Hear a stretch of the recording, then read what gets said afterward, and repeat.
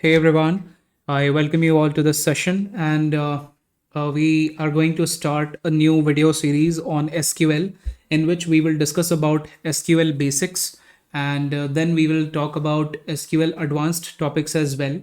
So we will take and consider various questions and examples, and through those questions and examples we will try to understand various SQL concepts, and we will be using Microsoft SQL Server. So here, as you can see, that I've already opened Microsoft SQL Server Management Studio.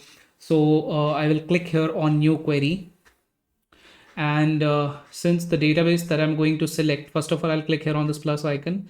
Now here you can see that there's a database by the name practice. I will be using this particular database, and in this database there's a table by the name sales April 2019. So we will basically consider and use this table to understand various SQL queries, and we'll try to understand the syntax as well.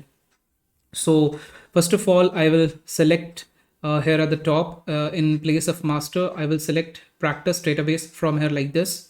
And then I will write a select statement where I can write select star from and the name of this particular table. So I will double click here on this table name and I'll drag and drop it here. So this is the name of the table that we have, and we have written a simple select statement. So we have written select star from DBO sales April 2019, right? So I'll now simply press Control E, and here you can see that this is the output. So when you will write this query, in the output you will get entire table. Entire table means all the columns. It will be consisting of all the columns and all the records, right? So this is the table that we have. This table is having various columns by the name order ID, product, then quantity ordered, price each, then order date, then we have purchase address. And here you can see we have a total of 1001 rows, right?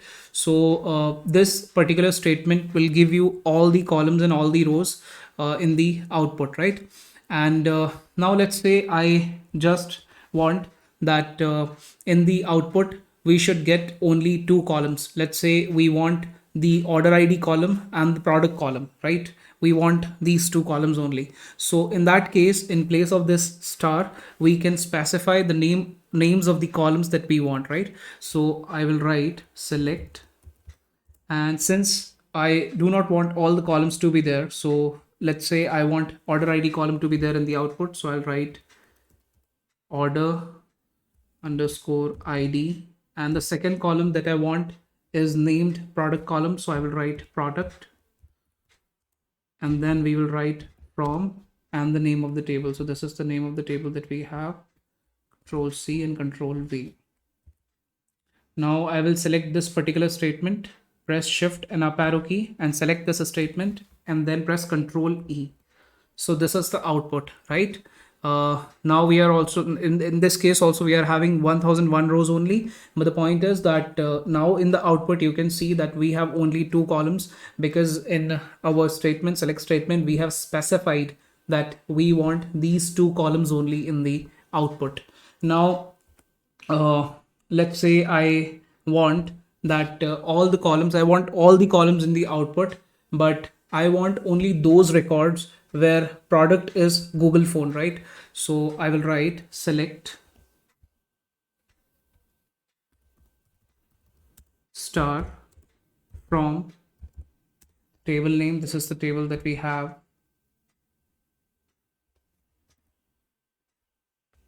And I will use a where clause. So here I will have to specify where I said product should be equal to Google phone. So I will write product,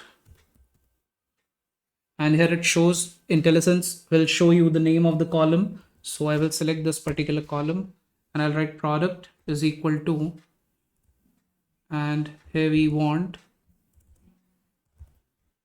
Google phone. So I will copy it from here and I will simply paste it here. And now I will press shift up arrow key. I'll select these two statements, that the last select statement, and then I'll press Control E. So here you can see all the columns are now available, or you can clearly see all the columns in the output, because here in the select statement you have written select star, right? And since you have specified that we want only those records where product is equal to Google phone, or we want those records where the product is Google phone, right? So here you can see that the number of the rows have reduced because there are only 34 records or 34 rows which have product as Google phone.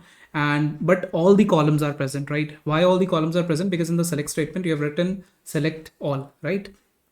Now let's say I want that uh, all the records and all the columns should be there in the output, but they should be arranged in the, let's say, ascending order of the product column. So we can achieve that as well. So for that purpose, I will write a select statement where I can write select all from the table name. This is the table that we're going to use, right?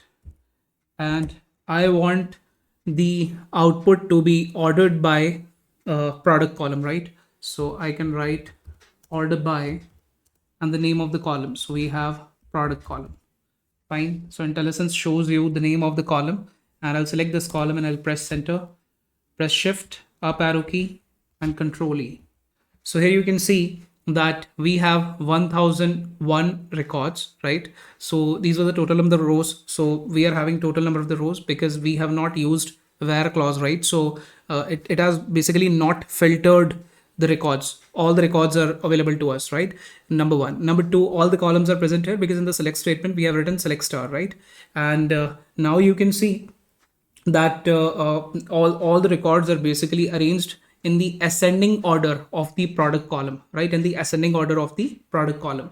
Let's say I want the output to be arranged in the descending order by product column. So in that case, after product, after writing the name of the column, whatever column it is, I will have to specify that I want it in descending order of product column. So I'll have to write DESC and then press shift up arrow key, select, you have to select this last statement and then control E. So now you can see that the records are basically arranged in the descending order of product column, right?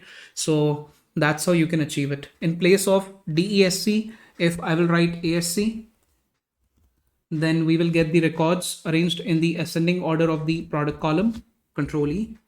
And like if you will not specify ascending or descending, then by default also it will show you all the records that will be arranged in the ascending order, right? If you do not specify ascending or descending.